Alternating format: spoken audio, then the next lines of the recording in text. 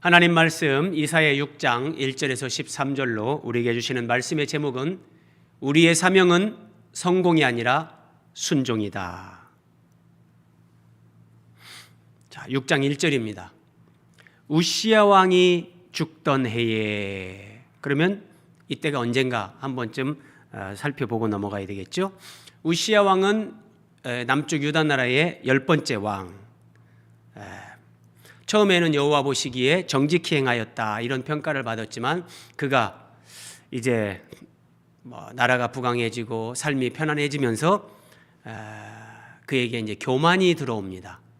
그래서 대표적으로 제사장만 할 수 있는, 하나님 앞에 분향할 수 있는 것을 내가 왕인데 무엇을 못하랴, 그렇게 교만하게 행하다가 나병, 문둥병에 걸려서 한 8년 정도를 이렇게 별궁에 갇혀 살다가 그렇게 죽습니다. 그 우시야 왕이 죽던 해 연도로 하면 BC 739년. 자, 우시야 왕이 죽던 해에 하나님이 이사야 선지자에게 자, 주께서 높이 들린 보좌에 앉으셨는데 죽음을 통해서 보여주는 거예요. 그러니까 유다 나라가 지금 좀 암울하고 절망적인 상태에 있다. 이 땅에 살아가는 사람들이 그들의 실상은 문둥병에 걸린 것처럼 이런 절망적인 상태에 있다. 그래서 낙심하고 의기소침할 수 있는데 그때에 하나님이 보여주시는 환상은 하나님께서, 우리 주님께서 보좌에 앉아 계시다. 셋째 하늘, 하나님의 나라, 그 하나님의 세계에 보좌에 앉아 계시다. 그 의미가 뭡니까? 우리가 살아가는 이 지구촌에, 내 삶에, 우리 가정의, 직장의 현재 상황은 정말 암울하고 절망적일 수 있지만 그럼에도 불구하고 하나님이 온 땅을 다스리시는 만왕의 왕으로 주권자이신 하나님이 지금도 변함없이 모든 피조 세계를 다스리고 내 인생을 죽어나오고 계시다. 이 의미입니다. 그래서 낙심하지 말라, 이런 메시지를 우리에게 주시는 거죠. 자, 스랍들이 모시고 섰는데, 자, 천사들 중에 한 부류인데 스랍. 자, 이 스랍이라는 천사들이 하나님을 모시고 섰는데, 자, 각기 6날개가 있다 그래. 각기 6날개. 천사가 있는데 날개가 6이다. 다 의미가 있겠죠. 그 날개 둘로는 자기 얼굴을 가리었고, 그 둘로는 자기 발을 가리었고, 둘로는 이제 날개짓을 하면서 날았다. 자, 이 어떤 의미일까? 우리에게 적용하면 이렇습니다.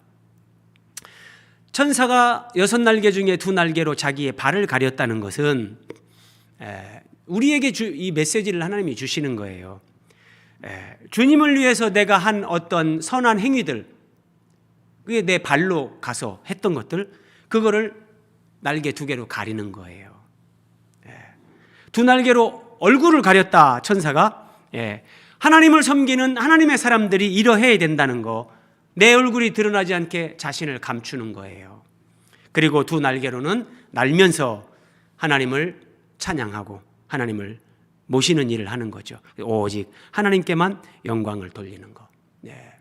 성경이 천사들이 이렇게 하는데, 천사들은 하나님이 창조한 대로 그렇게 하죠. 중요한 것은 이제 하나님을 섬기는 하나님의 사람들이 이렇게 해야 된다. 그런 의미로 이런 말씀을 기록해 주고요. 어쨌든 6날개에 있는 천사들이 하나님을 모시고 섰는데 날개짓 하면서 하나님을 찬양하는 겁니다. 거룩하다, 거룩하다, 거룩하다, 만군의 여호와여 하나님. 자, 그의 영광이 온 땅에 충만하도다.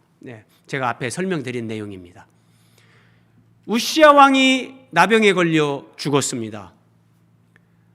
유다 나라 백성들이 메시아 언약을 버리고 우상 숭배에 빠져서 나라의 장래가 암울합니다. 자, 그런데 그럼에도 불구하고 하나님의 영광이 온 땅에 충만하다. 하나님이 온 땅을 다스리고 계시다는 거예요. 보좌에 앉으셔서. 그래서 의인은 믿음으로 산다.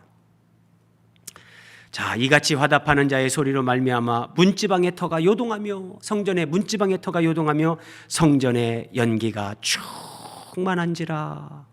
네. 하나님의 성전에 연기가 충만합니다. 자, 연기, 구름, 하나님의 어떤 거기에 현현, 임재의 상징. 자, 그런데 여기 한번 보세요. 하나님의 영광, 하나님의 현현, 그 하나님의 임재 앞에 압도당하면 사람이 첫 번째 나타나는 어떤 그런 현상이 뭔가를 살펴보는데, 먼저 이사야 5장을 한번 보세요. 이사야 선지자가 이사야 5장에서 지금 이 유다 백성들의 죄, 그걸 지적하면서 그들에게 하나님으로부터 화가 임할 것이다, 이 메시지를 계속 전했어요. 자, 거짓으로 끈을 삼아 죄악을 끌며 술의 줄로 함같이 죄악을 끄는 자는 화 있을진저. 이 유다 백성들이 이랬다는 거예요. 자, 악을 선하다 하며 선을 악하다 하며, 예, 완전히 하나님의 진리, 공의, 정의를 완전히 바꿔버렸죠. 예, 이거는 무서운 악이에요. 악을 선하다 하고 선을 악하다 하고 쓴 것으로 단 것을 삼고 단 것으로 쓴 것을 삼는다. 예, 하나님의 창조 질서, 하나님이 우리에게 주신 어떤 양심, 이런 것들을 역행하는 거죠. 자, 그들은 화 있을진저. 예, 하나님의 백성들이 지금 이렇게 살고 있는 거예요. 한 절만 더 볼게요. 포도주를 마시기에 용감하며 독주를 잘 빚는 자들은 화 있을진저. 예, 하나님이 아니라 세상에 취하고 그 어떤 것에 취해서, 예, 거기에 푹 빠져서 사는 거, 예, 술의 의미죠. 예, 그래서 하나님의 통치를 벗어나고, 예.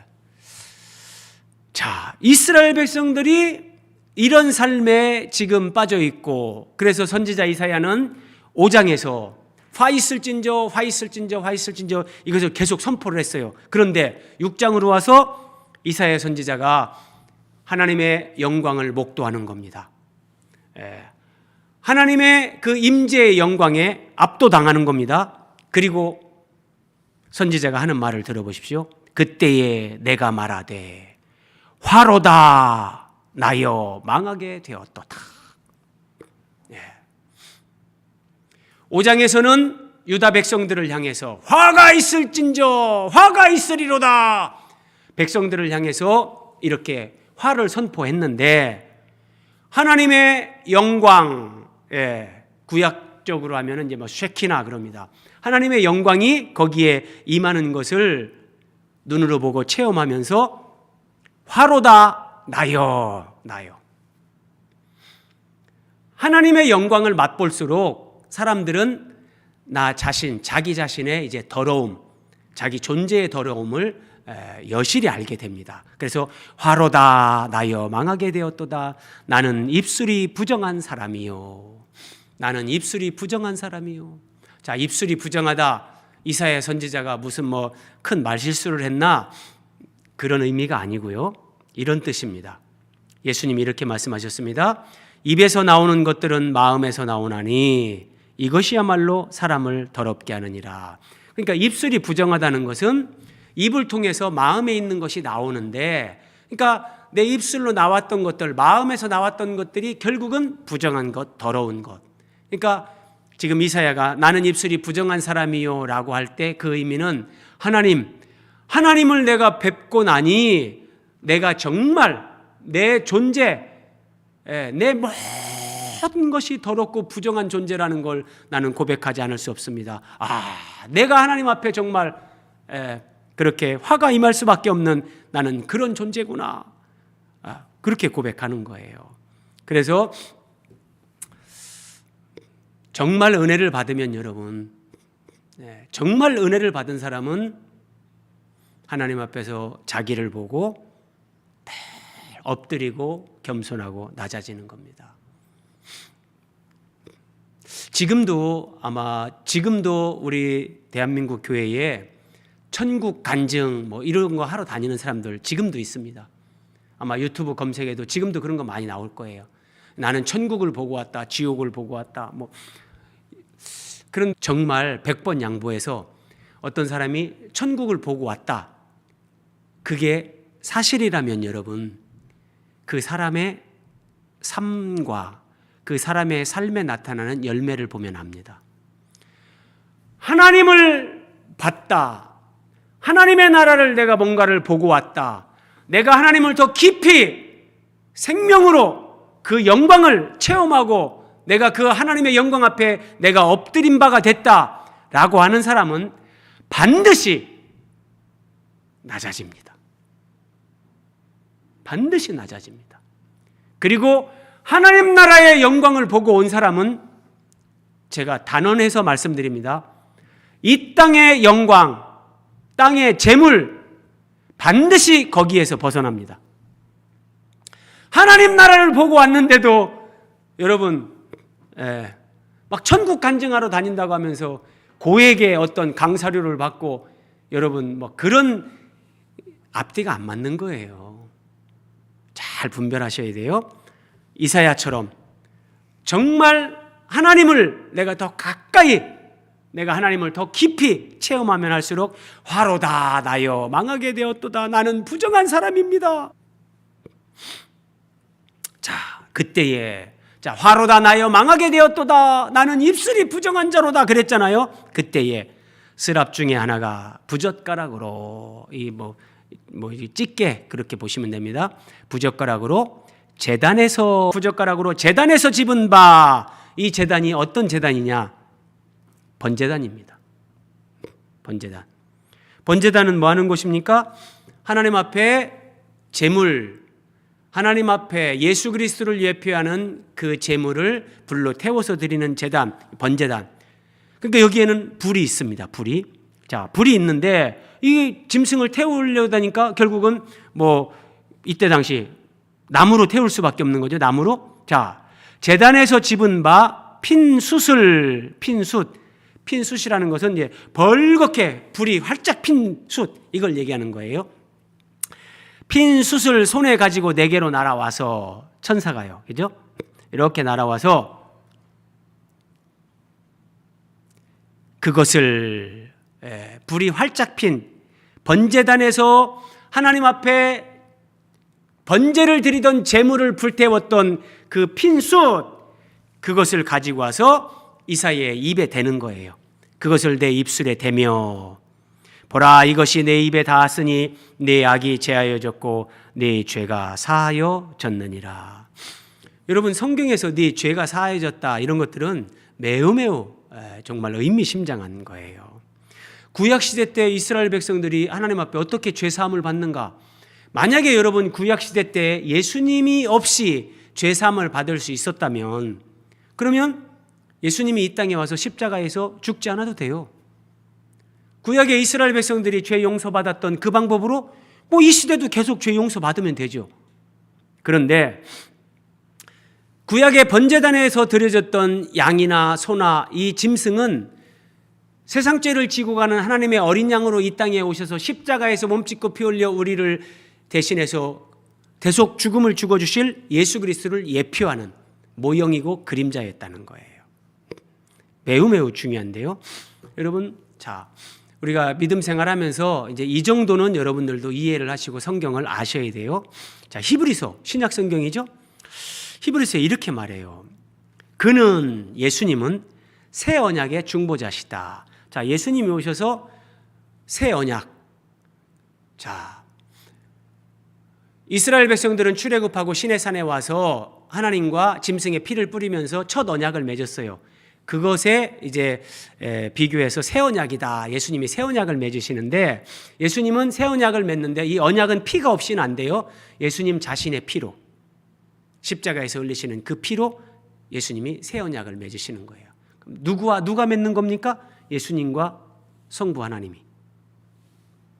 그리고 예수님을 믿는 사람들이 이제 예수 그리스도 안에서 그 새 언약 백성이 되는 거예요. 그런데 그 예수님은 새 언약의 중보자인데, 잘 보세요. 이는 첫 언약 때에 범한 죄에서 속량하려고 죽으셨다.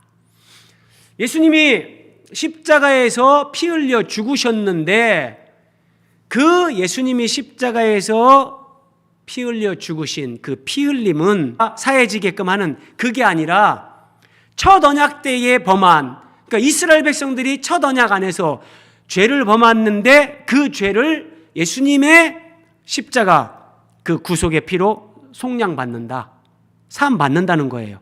아니 이게 어떻게? 자, 한번 보세요 여러분. 구약시대 때는 하나님 앞에 양이나 염소나 소를 잡아서 제사를 드리면서 그 짐승 제물로 죄사함을 받았잖아요. 근데 이것은 예수 그리스도에 대한 모형, 그림자. 그래서 구약시대 때는 하나님 앞에 사람이 와서 이제 짐승을 잡고 제사장을 통해서 하나님 앞에 제사를 드리는 거예요. 뭐 이렇게 사함 받기를 원합니다. 그러면 하나님 앞에 짐승을 잡아서 제사를 드렸어요. 그때 하나님이 그 사람에게 죄 사함의 은혜를 베풀었지만 그때 실제 완전하게 죄가 사해지거나 죄가 해결된 건 아니란 말이에요. 하나님이 첫 언약 때 구약 시대 이스라엘 백성들의 죄를 잠깐 이렇게 보류해 놓은 거예요. 보류해 놓은 거. 자, 이것이 신약 성경에 나와요. 매우 중요한 말씀인데 로마서 3장 25절 26절. 이 예수를 하나님이 그의 피로써 믿음으로 말미암는 화목제물로 세우셨다. 예.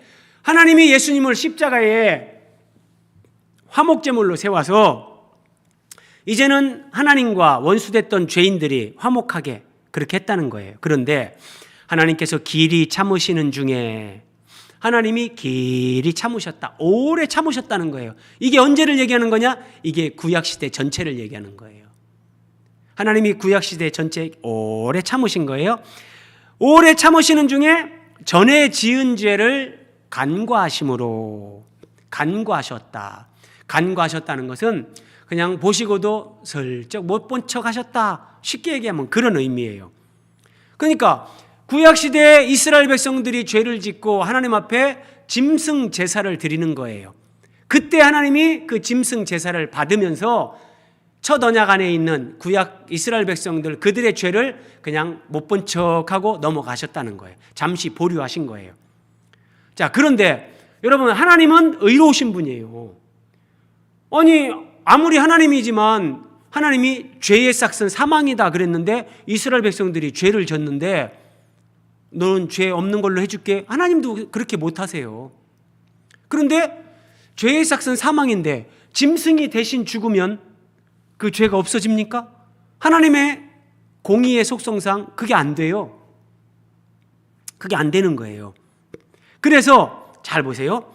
전에 지은 죄를 간과하심으로 자기의 의로우심을 나타내려 하심이니 하나님의 의로우시며 예수님이 십자가에 화목제물로 달려 죽으시는데 여러분 잘 생각하셔야 돼요. 성경을 깊이 있게 모르는 사람들은 구원은 내가 예수 믿고 천국 가는 거다 이렇게만 생각하는 사람들은 예수님이 십자가에서 몸짓고 피 흘려 죽은 것은 나를 의롭게 하시기 위해서 나를 천국 가게 하시기 위해서 그렇게 하신 거다라고 믿을 터인데 그러면 절반밖에 맞는 거예요. 절반만 맞는 거예요. 이 말씀 다시 보세요. 하나님께서 길이 참으시는 중에 전에 지은 죄를 간과하심으로 자기의 의로우심을 나타내려 하십니다. 먼저 예수님을 십자가의 화목제물로 세우신 것, 십자가에 달아 죽이시는 것은 하나님 자신의 의로움을 나타내려는 거예요. 자, 이때가 언제입니까? 하나님의 아들 예수님을 십자가의 화목제물로 다른 그때에 자기의 의로우심을 나타내사 자기도 의로우시며 이게 무슨 말이냐면 첫 언약 구약시대 이스라엘 백성들이 짐승으로 제사를 드리고 죄사함을 받았는데 그것은 잠시 보류한 것. 그런데 하나님의 공의의 속성상 이게 하나님의 공의에 완전히 부합하지가 않는 거예요. 예. 짐승 잡아서 바쳐서 이스라엘 백성들이 죄를 다 진짜 사함 받는다면 그럼 예수님 안 오셔도 돼요. 우리도 짐승 잡아서 뭐 죄 사함 받으면 되죠. 그런데 하나님이 그냥 간과하신 거 못 본 척하고 넘어갔다는 거예요. 그런데 이게 하나님의 공의의 속성에 부합하지 않는 거예요. 그래서 예수님을 십자가의 화목제물로 하나님께서 십자가에 몸짓고 피 흘려 죽게 하실 때 첫 번째는 하나님이 자기가 먼저 자기의 의로우심, 자기도 의로우시며 구약시대 때 이렇게 그냥 간구하고 넘어간 거, 그 죄값을 화목제물로 달린 예수님을 통해서 첫 언약 때에 사람들이 범한 죄값도 여기서 다 지불이 되는 거예요. 그래서 이때 이제 하나님이 자기도 의로우시며, 구약 때 내가 이렇게 용서해 줬던 것들, 그게 다 해결되는 거예요. 자기도 의로우시며 또한 예수 믿는 자를 의롭다 하려 하심이라. 그래서 하나님의 자기의, 하나님이 먼저 의롭게, 자기도 의로우시며, 여기가 먼저라는 거예요. 예수님의 십자가가요. 그래서 여러분 시편 23편 같은 데도 보면 자기 이름을 위하여 우리를 의의 길로 인도하신다. 그러니까 우리가 신앙이 어릴 때는 여기까지 생각 못해요. 나 구원해 주기 위해서 예수님이 십자가에 죽었지, 그것만 생각하는. 그러니까 하나님의 영광, 손상된 하나님의 명예, 이것이 먼저 회복되어야 되는 거예요. 그래서 예수님은 이것을 먼저, 그것이 우선이란 말이에요. 우리의 어떤 의로움보다도 하나님의 의로우심, 하나님의 어떤 명예, 하나님의 영광. 그래서 여러분, 우리가 성경을 깊이 알고 참 바르게 믿음 생활해야 되는 거예요. 자, 여기 한번 정리할게요. 이사야 선지자는 하나님의 선지자, 그런데 그가 하나님의 영광의 하나님의 어떤 그런 그 임재, 거기에서 그 은혜를 경험하는 거예요. 그러면서 이 죄사함의 은혜가 임하는 거. 자, 첫 번째, 나는 부정한 사람, 망하게 되었다. 사람이 자기 절망을 해야 되는 거예요. 나는 정말 이 내 죄로부터, 내 더러움으로부터 나도 어쩔 수가 없구나. 나는 안 되는구나. 이게 나는 부정한 사람이요, 망하게 되었다. 이 자기 절망, 이게 필수적인 거예요. 두 번째, 자, 그 제단에서 가져온 핀 숯, 불이 활짝 핀 그 숯, 그 숯의 의미가 뭐라겠어요? 예수 그리스도를 예표하는 번제물을 태운 숯이란 말이에요. 그 핀 숯을 갖다가 입에 댔잖아요. 이게 접촉. 내가 예수 그리스도의 십자가 그 구속의 은혜, 십자가 보혈의 은혜, 자기 절망 후에 이 십자가 보혈, 예수 그리스도 앞에 정말 이제 무릎을 꿇으면서 이 은혜를 경험하는 거예요. 그러면 네 죄가 사하여졌느니라. 이사야 선지자에게 이런 말씀이 주어졌는데 이제 죄사함, 구원의 은혜를 체험하는 거죠. 자, 그 다음에 이제 이사야에게 사명을 주시는 게 나오는데, 어쨌든 사실은 우리가 전도를 할 때, 오늘날 저도 이제 설교자지만, 자, 예배당에 초신자가 왔어요. 그때 인간적인 생각으로는 이 사람들 너무 자극하지 않고 듣기에 거북하지 않은 말씀을 그런 생각을 할 수 있는데, 하나님의 방법은 그렇지 않다는 거예요. 당신은 죄인이요, 자기 절망, 그쪽으로 끌고 가고, 그리고 십자가 앞에 대면해서 엎드려서 구원받을 수 있게끔, 이게 이제 하나님이 한 영혼을 구원하는 은혜가 임하는 방법인데, 자, 어쨌든 이사야에게 사명이 주어지는 내용이 이제 8절 9절 나옵니다. 자, 내가 또 주의 목소리를 들으니, 이사야가 이런 죄사함의 은혜를 체험한 거예요. 이제 하나님이 그러면 왜 이런 것들을 경험시키는가, 이사야에게. 지금 유다 백성들이 죄악 가운데 있잖아요. 이 백성들을 어떻게 하면 또 구원할 것이며, 궁극적으로 또 이 지구촌 전체 이 인생들을 어떻게 구원하는가, 이런 부분들을 하나님이 이제 나타내시는 건데, 자, 하나님께서, 자, 내가 주의 목소리를 들으니 주께서 이르시되 내가 누구를 보내며 누가 우리를 위하여 갈고. 우리를 성부 성자 성령 삼위일체 하나님, 내가 누구를 보내며 누가 우리를 위하여 갈고 하시니, 그때 내가 이르되 내가 여기 있나이다, 나를 보내소서. 이사야 선지자가 하나님 앞에 내가 여기 있나이다, 나를 보내소서. 물론 어떤 이제 성경을 연구하는 사람들은 이때 이사야 6장 이때가 이사야가 하나님을 처음 만나고 부름을 받는 때냐, 중간이냐, 언제냐, 뭐 이런 걸 가지고 이제 뭐 논쟁을 하는 사람들도 있는데 뭐 그 본질이 아니니까요. 뭐 어쨌든 하나님 앞에 내가 여기 있나이다 나를 보내소서 이사야 선지자가 헌신을 합니다. 그랬더니 하나님께서 이사야에게 사명을 줍니다. 가서 이 백성에게 이르기를, 그러니까 너는 가서 이 백성에게 이렇게 전하라. 근데 전하라고 하시는 내용을 잘 보십시오. 정말 제가 오늘 핵심적으로 나누고 싶은 말씀이 이 부분이에요. 유다 백성들에게 말씀을 전하라고 하는데 그 내용이 뭐냐면 너희가 듣기는 들어도 깨닫지 못할 것이요 보기는 보아도 알지 못하리라. 이런 말씀을 주시는 거예요. 매우 특이한 말씀입니다. 매우 아니 이사야 선지자를 보내서 하나님 말씀을 전하는데 그걸 듣는 이스라엘 백성들이 듣기는 들어도 깨닫지 못한다. 보기는 보아도 알지 못한다. 그럼 뭐예요? 돌이켜서 회개하고 구원받을 수 없다는 거예요. 참 희한하죠. 10절도 보세요. 이 백성의 마음을 둔하게 하며 그들의 귀가 막히고 그들의 눈이 감기게 하라. 하나님이 이렇게 말씀하시는 거예요. 염려하건대 그들의 눈으로 보고 귀로 듣고 마음으로 깨닫고 다시 돌아와 고침을 받을까 하노라. 하나님이 이렇게 말씀하시는 거예요. 네.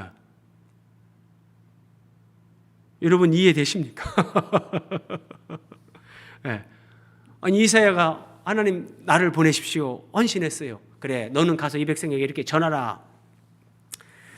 야, 그런데 그 백성들이 깨닫지 못한다, 알지 못한다. 그들이 고침받지 못할 것이다. 이렇게 말씀하시는 거예요. 자, 한번 보세요, 여러분. 이사야 선지자에게 하나님이 사명을 주시는데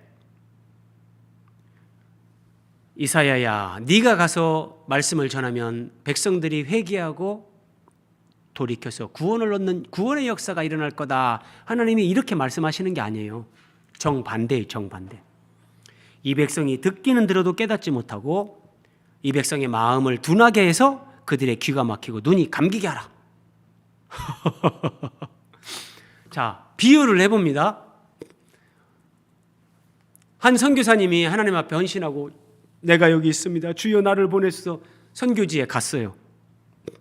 지금 그 얘기예요. 선교사로 파송을 받는 거예요. 그런데 하나님이 하시는 말씀, 네가 오지에 가서 헌신하고 선교를 하지만 네가 죽으라고 말씀을 전하겠지만 그 백성들이 듣기는 들어도 깨닫지 못하고 보기는 보아도 알지 못하리라. 이러시는 거예요. 자, 하나님의 인도를 받아서 목회자가 개척을 했습니다. 교회 개척을. 그런데 그러면은 목회자들은 대부분 야 이제 사람들이 오겠지. 그 많은 사람들이 올 때 막 그런 꿈을 가질 거예요. 그런데 하나님은 그 교회 개척은 해라. 그런데 네 메시지를 들으러 오는 사람들 뭐 잘 없을 거고 간혹 있어도 듣기는 들어도 깨닫지를 못하고 그 메시지 안 들을 거다. 뭐 이렇게 말씀하시는 거예요. 자, 우리 생활로 연결해 볼까요? 배우자를 위해서 오랫동안 기도했습니다. 그래서 배우자를 만나서 결혼해서 삽니다. 한참을 살다 보는데 회의가 드는 거예요. 내가 분명히 하나님 앞에 기도하고 응답받아서 내가 결혼을 했는데 도대체 지금 내 삶이 뭐지? 내 이 배우자하고 살아가는 이 삶의 의미가 뭐야? 하나님이 나한테 주신 응답은 뭐지? 이 얘기예요, 이 얘기요. 사업하는 분 똑같습니다.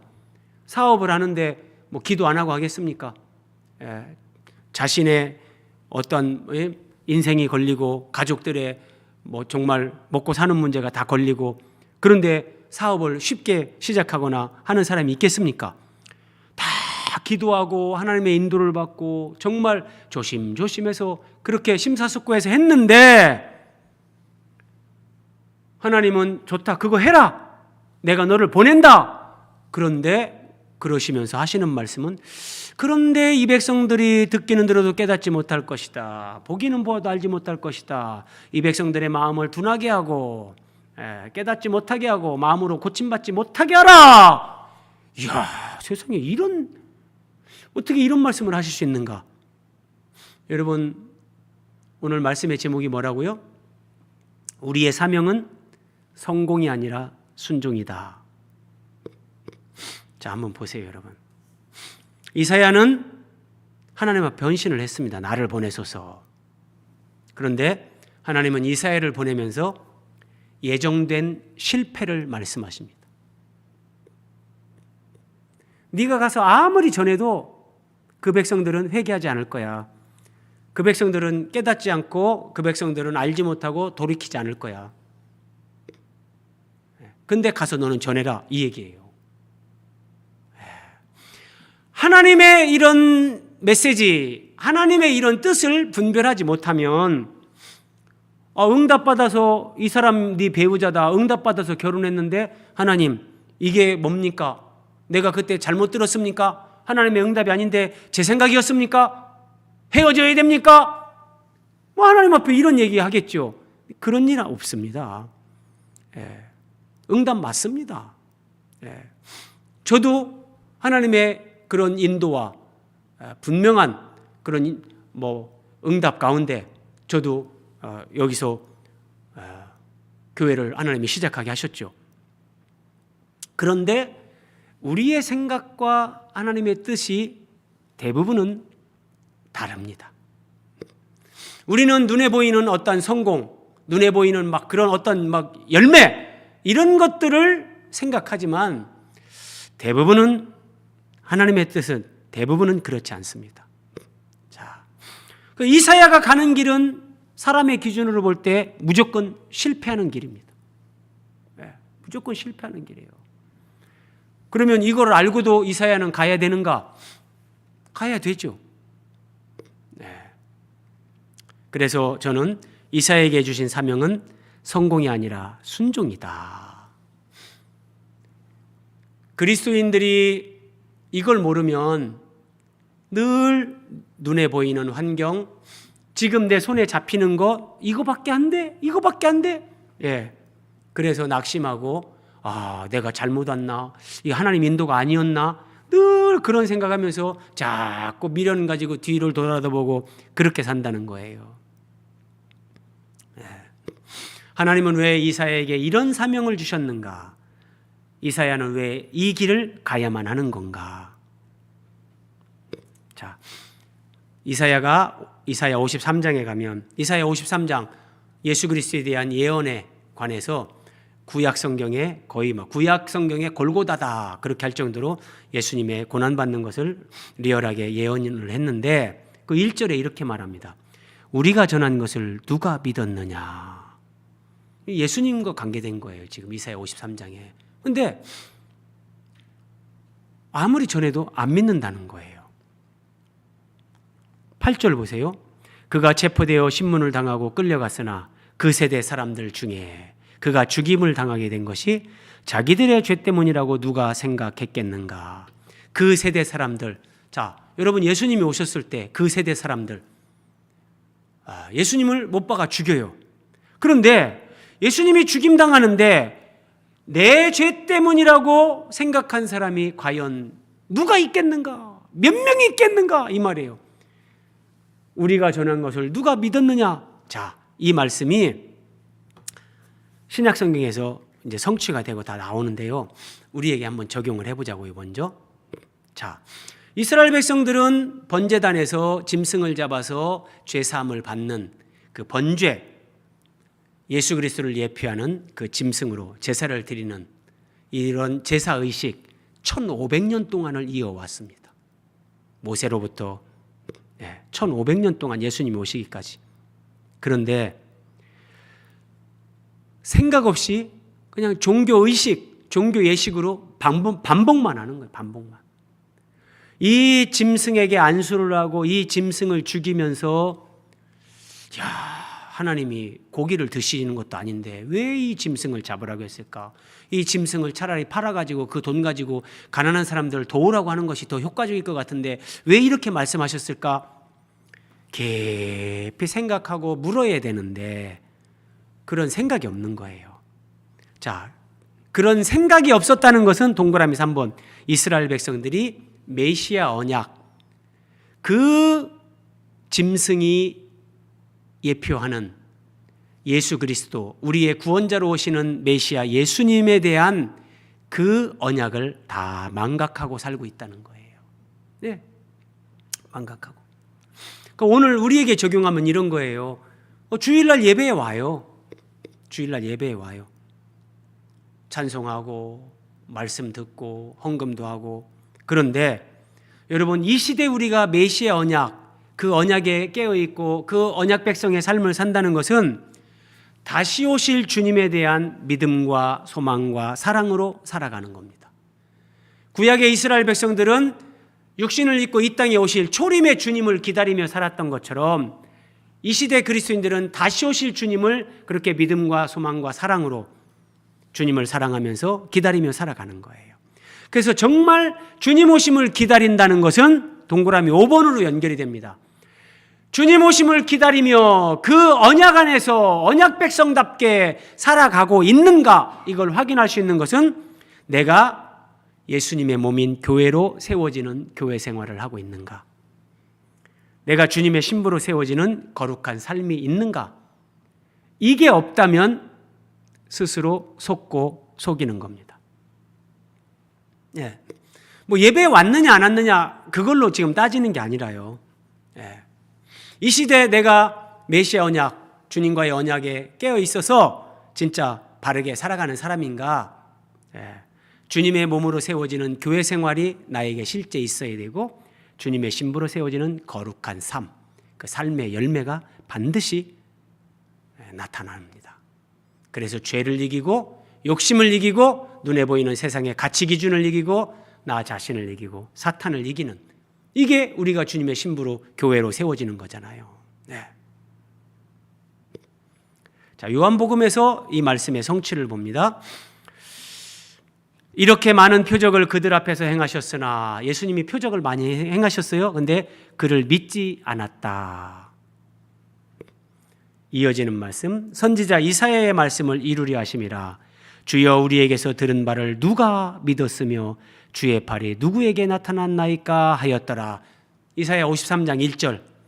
야, 우리가 전한 바를 누가 믿었습니까? 이사야 선지자가 그런 예언을 예수님 오시기 700년 전에 했는데, 예수님이 오셨는데 그것이 실제 그대로 이루어지는 거예요. 그게. 조금 더 보세요. 그들이 능히 믿지 못한 것은 이 때문이니 곧 이사야가 다시 일렀으되 그들의 눈을 멀게 하시고 그들의 마음을 완고하게 하셨으니 이는 그들로 하여금 눈으로 보고 마음으로 깨닫고 돌이켜 내게 고침을 받지 못하게 하려 함이라 하였음이더라. 이 말씀이 그대로 성취가 됐다는 거예요. 그래서 그들이 예수님이 행하시는 많은 표적을 봤음에도 불구하고 예수님을 믿지 않았다, 이 얘기예요. 그러면 여기서 자칫 잘못하면 오해할 수 있죠. 아니, 그럼 뭡니까? 사람들은 하나님 앞에 말씀을 듣고 믿고 회개하고 돌이키려고 하는데 하나님이 그들이 마음으로 깨닫지 못하게 하고 돌이켜서 고침받지 못하게, 들어도 깨닫지 못하고 보아도 알지 못하게 하나님이 그렇게 만드신 겁니까? 하나님은 그런 하나님이 아니죠. 하나님은 그때나 지금이나 사람들이 돌아와서 하나님 안에 믿음으로 구원받고 그 복을 누리기를 지금도 동일하게 기다리고 계시죠. 그런데 그럼 이런 말씀의 의미가 뭐냐? 그 배경을 좀 이해를 해야 됩니다. 지금 유다 백성들이 북이스라엘 말할 거 없고요. 하나님 앞에서 완전히 타락을 하는 겁니다. 타락을 하면서 하나님이 주신 언약, 예수님에 대한 약속 헌신짝 버리듯이 버리는 거예요. 돈 몇 푼에 그냥 우상 숭배하고 돈 몇 푼에 신앙양심 팔아버리고, 그리고 하나님 앞에 내가 죄인이라는 그런 자기 절망도 없고 하나님을 자기 욕망의 수단으로, 자기 욕망 성취의 수단으로 하나님을 이용하는 거예요. 그리고 이런 사람은 그래서 하나님이 약속하신 메시아 그리스도 예수님 앞에 전인격적으로 어떤 경우에도 엎드리지 않습니다. 하나님은 지금 이스라엘 백성들의 이 영적인 상태를 아시는 거예요. 이사야 선지자가 가서 어떤 말씀을 외쳐도 이들은 돌이키지 않아요. 듣지 않아요. 하나님이 이걸 아시는 거고, 자, 그러면 동그라미 3번, 하나님은 누군가에게 자비와 긍휼을 베풀고 그들이 회개하고 돌이키고 하나님 앞에 정말 눈물 콧물 흘리면서 돌아와서 구원을 얻게 하실 때 언제 그렇게 하십니까? 그들이 정말 마음으로 가난해질 때, 그리고 하나님 앞에 엎드려서 하나님의 도움을 구하면서 하나님 아니면 저는 안 됩니다. 하나님이 아니면 저는 살 길이 없습니다. 그럴 때 하나님이 도와주시고 자비와 긍휼을 베풀어 주는데, 이스라엘 백성들, 지금 남북 이스라엘 백성들에게 이런 마음이 전혀 없는 겁니다. 그러면 그럴수록 더 그 사람들이 회개하게끔 해줘야 되는 거 아닙니까? 자, 하나님의 주권과 인간의 자유의지가 있는데, 하나님이 그들이 회개할 마음이 1도 없는데 갑자기 하나님이 천둥을 쳐서 회개하게 하고 그렇게는 안 하십니다. 그 마음이 있을 때 하나님이 그 마음을 보시고 그렇게 도와주시는데, 자, 동그라미 4번 보세요. 이것은 하나님의 주권을 옹호하는 말씀이다. 무슨 의미냐면, 그 이스라엘 백성들이 다 타락해가지고 무슨 말씀을 전해도 하나님께 돌아오지 않아요. 그러면 사람이 언제든지 하나님을 버릴 수 있고, 하나님을 거절할 수 있고 배척할 수 있고, 그러면은 인간의 자유의지, 인간 편에서만 이게 기록이 되는 거예요.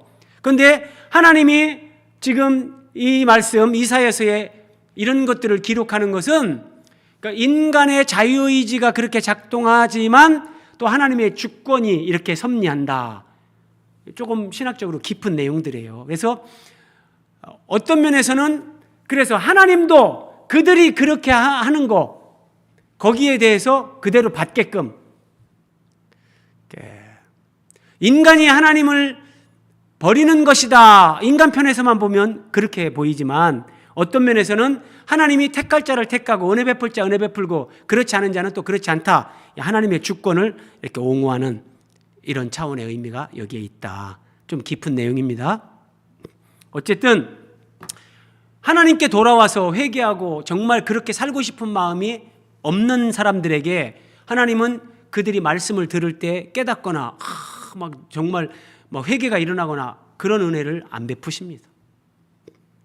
그래서 여러분, 우리가 예배당에 나와서 예배를 드릴 수 있고 하나님 아버지 그렇게 부르면서 예수님의 이름으로 기도할 수 있고 우리가 엎드릴 수 있는 거, 그게 보통 복이 아니라니까요. 아무거나 그렇게 할 수가 있는 게 아니에요.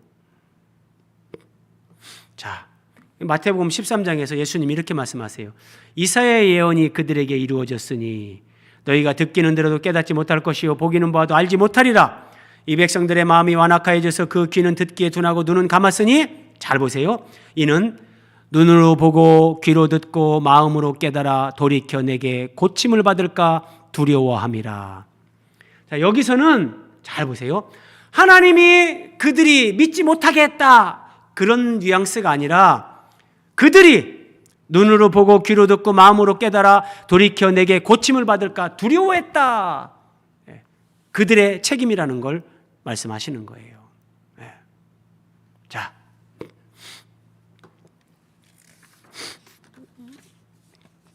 말씀을 마무리합니다. 요한복음 12장 41절에 보면 이사야가 주의 영광을 봤다, 그런 말이 나와요. 거기서 주의 영광이라는 것은 예수님이 이 땅에 오셨을 때 이 땅에 오시는 그 예수님을 봤다는 거예요. 마치 요한복음 8장 56절에서 아브라함이 예수님의 때를 보고 기뻐하고 즐거워했다고 하는 것처럼, 그러니까 지금 성전에서 만군의 여호와 그 하나님의 영광을 보는데, 더불어서 이사야는 예수님, 이 땅에 구원자로 오시는 그 예수 그리스도, 그분의 사역, 이런 것들을 이사야가 보는 거예요. 그래서 이사야의 예정된 실패, 그의 사역의 실패, 그것을 하나님이 그럼에도 이사야에게 그런 사명을 주시는 것은 그로 하여금 예수님의 고난에 참여하게 하는 것. 자, 이사야가 그런 것들을 똑같이 예언하고 경험했는데 예수님에게서 그것이 그대로 성취되는 거예요. 자, 이건 동그라미 2번, 우리에게도 똑같아요. 우리가 인생을 살면서 고난, 실패, 죽음과 같은 고통의 시간을 통과하는 것, 하나님이 그런 시간을 허락하시는 것은 예수님의 십자가 고난에 우리 한 사람 한 사람도 다 주관적으로 거기에 참여를 시키고 체험을 시키는 거예요. 그래서 하나님은 우리에게 성공의 사명을 주신 것이 아니라 순종의 사명을 주셨다. 앞에서 제가 말씀드린 것처럼 아니 내가 이렇게 분명히 기도하고 내 배우자로 응답을 받아서 결혼을 했는데 결혼해서 지금 애 낳고 살다 보니 이게 뭡니까 하나님? 내 배우자가 뭐 이런 사람밖에 안 됩니까? 이렇게밖에 믿음 생활 못합니까? 그게 아니에요. 하나님은 그 상황에서 그래 네가 그 배우자랑 결혼하면은 막 니네 집은 막 거룩한 가정이 돼가지고 자녀들을 낳아도 막 거룩한 자녀들이 될 거고 꼭 하나님이 그걸 약속하는 게 아니라 하나님의 응답으로 결혼을 했지만 그 배우자에게 어떤 연약함이 있고 부족함이 있고 허물이 드러날 거예요. 그런데 거기서 하나님이 부부에게 주는 사명, 목사에게 주는 사명, 오늘 그리스도인들에게 주는 사명은 그래 네가 원하는 대로 뭐가 잘 돼가지고 성공을 이루는 그게 하나님이 주시는 사명이 아니라 그럼에도 불구하고 그 상황 속에서 하나님의 인도를 확신하면서 감사하면서 인내하면서 그 삶을 살아내면서 하나님이 원하시는 순종, 그 사명을 이루는 거예요. 그 순종의 사명을 이루면서 우리 안에 하나님의 성품, 하나님의 사랑, 예수 그리스도의 겸손과 온유와 낮아짐이 만들어지는 거, 하나님은 이 복을 주신단 말이에요. 이 복을요. 우리가 원하는 대로, 내가 원하는 대로 여러분 다 돼보세요.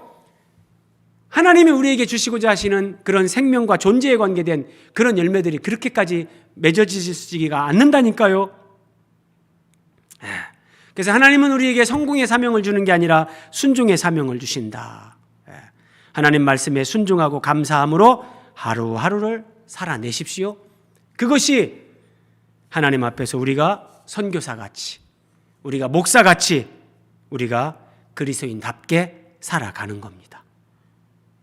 자, 예수님을 믿는다는 것은 약속된 시간, 주일 오전 11시 예배당에 와서 찬송 몇 곡 부르고 설교 듣고 헌금하고 돌아가는 것, 이게 예수님을 믿는 게 그렇게 생각하면 안 된다는 거죠.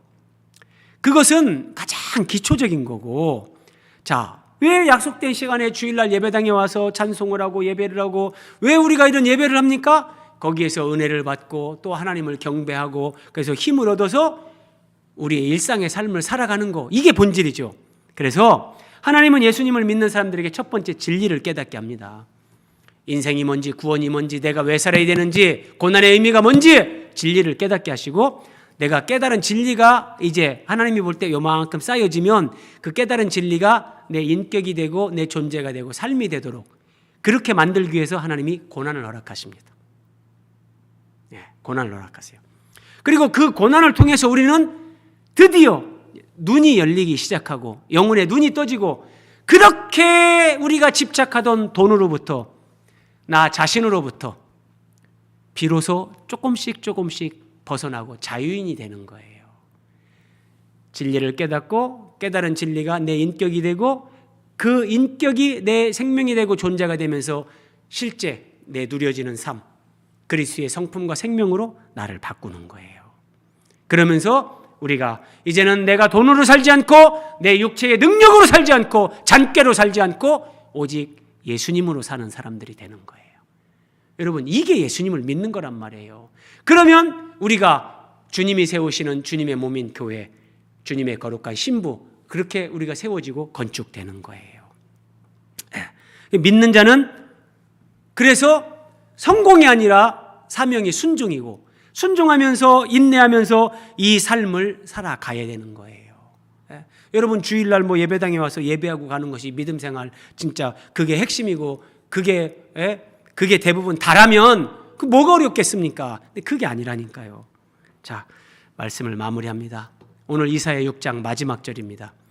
그 중에 10분의 1이 아직 남아있을지라도 이것도 황폐하게 될 것이나 밤나무와 상수리나무가 배임을 당하여도 그루터기는 남아있는 것 같이 거룩한 씨가 이 땅에 그루터기니라. 결국은 북이스라엘이 망할 것이고 이제 남쪽 유다도 망합니다. 이게 밤나무, 상수리나무가 다 배임을 당하는 거예요. 그런데 나무가 배임을 당해도 밑에 그루터기가 남는 거예요. 그것처럼 하나님이 남겨놓는 그루터기가 있다. 영적인 그루터기. 그 그루터기는 거룩한 씨. 하나님이 남겨놓는 사람들이 있다. 자, 그런데 로마서 11장 5절에서 이와 같이 지금도, 여러분 우리가 살아가는 이 시대에 지금도 은혜로 택하심을 따라 남은 자가 있느니라. 이 그루터기가 있다는 거예요. 이 그루터기를 통해서 하나님은 지금도 하나님의 뜻을 이루시고 하나님 나라를 이루어 가십니다.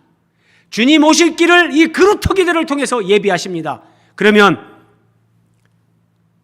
지금도 은혜로 택하심을 따라 남은 자, 이 시대의 그루터기, 그들의 사명은 눈에 보이는 화려한 성공이 아닙니다. 성공이 아니라 순종입니다. 내가 생각하는 것 같이 뭐가 되지 않습니다. 나는 이렇게 응답받았다고 확신하는데 내가 생각하는 것대로 어떤 그런 열매가 맺혀지지 않고 계속해서 힘들고 어렵고 뭐가 안 됩니다. 하나님이 우리에게 요구하시는 것은 성공이 아니라 그 환경에서의 순종입니다. 그 순종을 통해서 하나님은 하나님의 위대한 뜻을 이루십니다. 이 삶을 아무나 살아가지 못합니다. 그루터기, 남은 자, 이 시대의 남은 자로 택함받은 자들, 그래서 말씀으로 그 은혜를 입으면서 힘을 얻고 살아가는 자들, 그들만이 이 길을 갈 수 있는 겁니다.